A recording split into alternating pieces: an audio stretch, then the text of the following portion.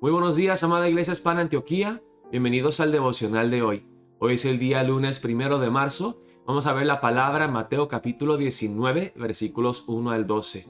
El título del devocional de hoy es Jesús y el divorcio. En el pasaje de hoy vemos que Jesús empieza a acercarse poco a poco a Jerusalén. Él ya sabe que ha venido a cumplir una misión, la misión de cargar la cruz y a morir crucificado por los pecados de la humanidad, para ejecutar la justicia perfecta de Dios en el Calvario. Entonces Jesús deja la región de Galilea y se acerca a Jerusalén. Y los líderes religiosos le siguen porque quieren atraparlo. Quieren ponerle trampas para tratar de tentarlo, que él diga algo que no les agrada, que él diga una blasfemia o que diga unas palabras que no le agradan a los líderes romanos para tratar de matarlo. Y en el pasaje de hoy vemos que tristemente, como lo han hecho anteriormente, los líderes religiosos no entienden quién es Jesús. Después de ver todos los milagros y escuchar sus enseñanzas, vienen con preguntas que no tienen nada que ver con Jesús y con su identidad mesiánica. Vemos aquí en la palabra, empezando en el versículo 1, cómo los fariseos vienen a tentarlo con esta pregunta. Y aquí encontramos una enseñanza muy importante sobre el tema del divorcio. Vamos a ver cómo Jesucristo aclara las dudas que tenían las personas acerca de ese tema. Fue un tema muy polémico en los tiempos de Jesús, igual en los tiempos del Antiguo Testamento. Y Jesús, quien tiene la autoridad divina, nos da la última palabra acerca del divorcio. Vamos a ver empezando en el versículo 1. Aconteció que cuando Jesús terminó estas palabras, se alejó de Galilea. Ven que se está acercando a Jerusalén. Y fue a las regiones de Judea, al otro lado del Jordán. Y le siguieron grandes multitudes y lo sanó allí. Siguió siendo igual de popular donde quiera que él anduviera. La gente venía tras él. Sáname, enséñanos. Y Jesús sanó a las multitudes. Vemos en el versículo 3. Entonces vinieron a él los fariseos, tentándole y diciéndole: ¿es lícito al hombre repudiar a su mujer por cualquier cosa? Se quieren que Jesús les enseñe acerca del divorcio y quieren atraparlo. Él respondiendo les dijo: ¿no habéis leído que el que los hizo al principio, varón y hembra los hizo? Y dijo: por esto el hombre dejará padre y madre y se unirá a su mujer y los dos serán una sola carne. Así que no son ya más dos, sino una sola carne. Por tanto, lo que Dios juntó, no lo separe el hombre. Entonces vemos aquí los maestros de la ley que tenían mucho conocimiento de la palabra, vienen aquí y tratan de atrapar a Jesús. Y Jesús les responde como siempre lo ha hecho. Cuando fue tentado Jesús por el demonio, por Satanás, en Mateo 4, escrito está, siempre va la palabra. Entonces aquí en el versículo 4, él respondiendo les dijo: ¿no habéis leído en las escrituras? En otras palabras, escrito está, Dios ha dicho que al principio Dios lo creó varón y hembra. Y el designio de Dios, el diseño de Dios para el hombre es que el hombre y la mujer se unan. Por esto el hombre dejará padre y madre y se unirá a su mujer y los dos serán una sola carne. Así que no son ya más dos, sino una sola carne. Por tanto, lo que Dios juntó, no lo separa el hombre. Aquí en estos dos versículos vemos la idea de la unión 3, 4, 5 veces. Se unirá a su mujer, serán una sola carne. Ya no son más dos, sino una sola carne. Por tanto, lo que Dios juntó, la unión divina en el matrimonio. El matrimonio es algo que Dios hace, es algo sagrado, no es algo humano, es algo sobrenatural. Así que si la voluntad de Dios, el propósito de Dios, el diseño perfecto de Dios es que el hombre y la mujer estén unidos en una sola carne, el hombre no debe de separar, causar división en esta unión divina.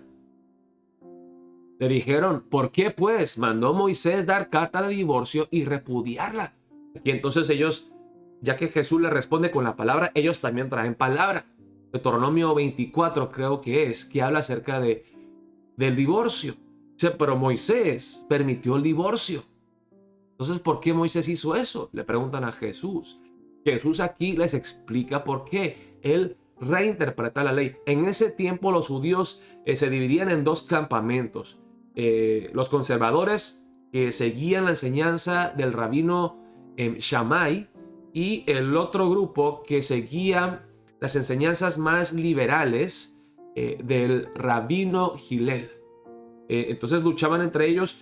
Obviamente el conservador decía que solamente podían divorciarse bajo algunos criterios muy específicos, mientras que los liberales decían si la mujer quema la comida, el hombre la puede divorciar, si encuentra una mujer más bella que ella, también la puede divorciar. Entonces vamos a ver cómo Jesús les enseña la palabra de Dios correctamente.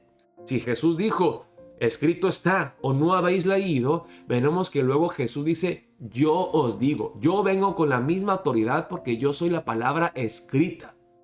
Mis palabras tienen la misma autoridad que la palabra de Dios. Él les dijo, por la dureza de vuestro corazón, Moisés os permitió repudiar a vuestras mujeres, mas al principio no fue así. Miren qué interesante, en el versículo 7 dicen los fariseos, ¿por qué pues mandó Moisés dar carta de divorcio y repudiar? Ellos interpretaron la palabra incorrectamente. ¿Por qué obligó Moisés? ¿Por qué los mandó a divorciarse en tales casos? Pero Jesús dice aquí, no es un mandamiento, no es una obligación, no es necesario siempre divorciarse.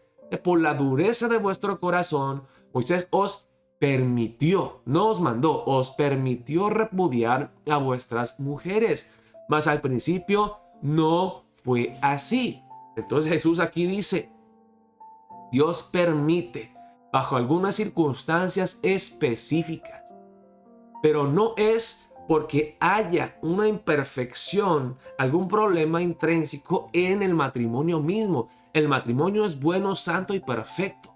El problema es el ser humano, el corazón endurecido del ser humano, por la dureza de vuestro corazón, por ustedes ser tan pecadores. Moisés lo permitió, mas al principio no fue así. O sea, en el huerto de Edén no se ve el divorcio y no está dentro del plan original de Dios. Y yo os digo que cualquiera que repudia a su mujer, salvo por causa de fornicación, y se casa con otra, adultera, y el que se casa con la repudiada, adultera. Ok, el punto del permiso que daba Moisés acerca del divorcio era el siguiente.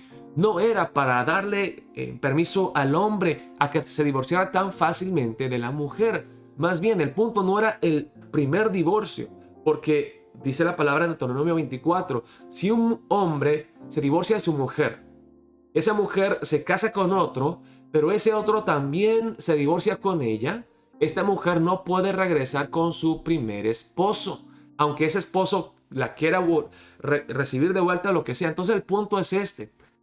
Esta ley existía para que el hombre no se divorciara tan fácilmente de la mujer.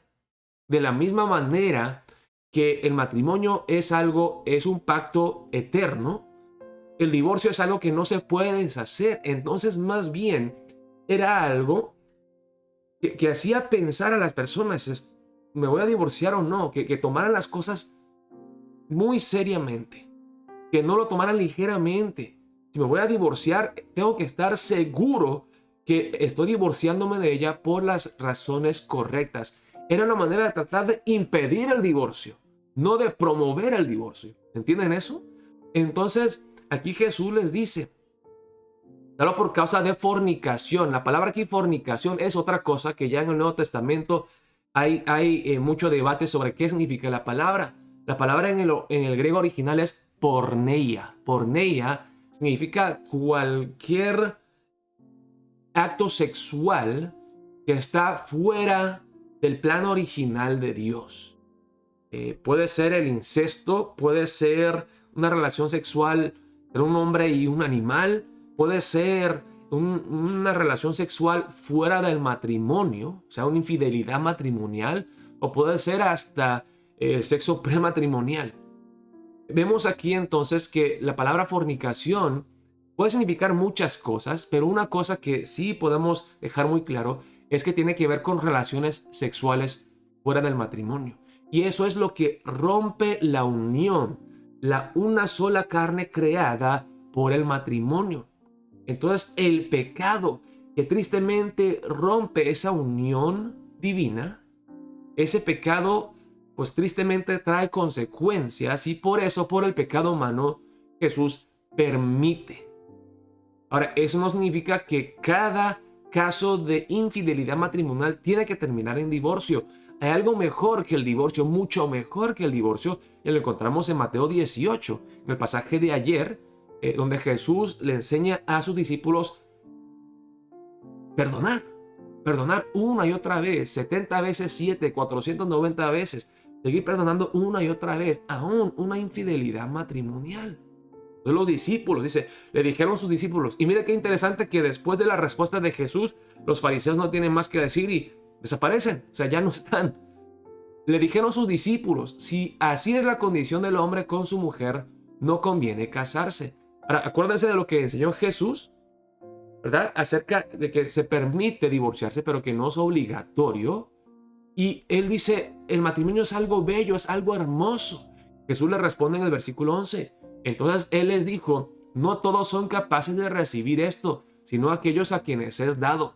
Pues hay eunucos que nacieron así del vientre de su madre, y hay eunucos que son hechos eunucos por los hombres, y hay eunucos que asimismo se hicieron eunucos por causa del reino de los cielos. El que sea capaz de recibir esto, que lo reciba. Entonces cuando Jesús enseña que el divorcio no es la solución, que uno no debe divorciarse tan fácilmente, entonces los discípulos responden tristemente de esta manera. Entonces es mejor no casarse. Jesús les dice, no, ustedes no están entendiendo. O sea, uno no deja de manejar porque existe la posibilidad de accidentarse. No. Uno ya sabe cuando saca su licencia de manejo, cuando anda conduciendo su carro, que en cualquier momento puede accidentarse. Pero no por ese temor de accidentarse, uno ya deja de manejar y dice, ok, no lo voy a hacer. Esa de los discípulos. Ustedes no entienden cuán hermoso es el matrimonio.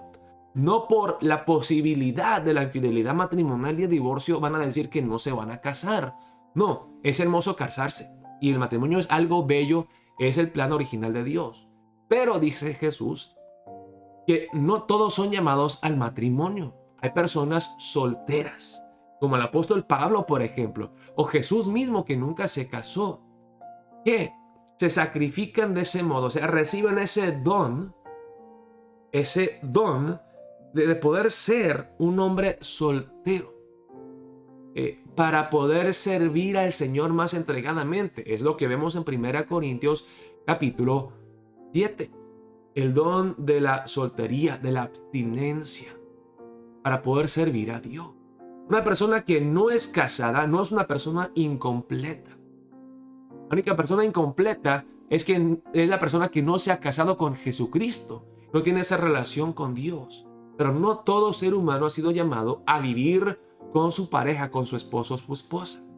Así que hermano, hermana, si tú eres soltero, estás soltera en este momento, no lo veas como un defecto. Que digas, ay, pero me tengo que casar, me tengo que casar. No. Es algo hermoso poder servir al Señor y servir a la familia de uno estando soltero o soltera. Es que hoy vimos la palabra, sé que fue un devocional un poco más largo, pero fue necesario entender correctamente la enseñanza de Jesús. Viendo lo que dice la palabra en Mateo 19 y también en 1 Corintios 7, hay muy pocos casos en los que se permite el divorcio. Jesús quiere que el hombre se mantenga unido a la mujer, que si es posible se perdonen y se reconcilien, que no se divorcien, porque el divorcio rompe la unión sagrada que Dios trae entre hombre y mujer.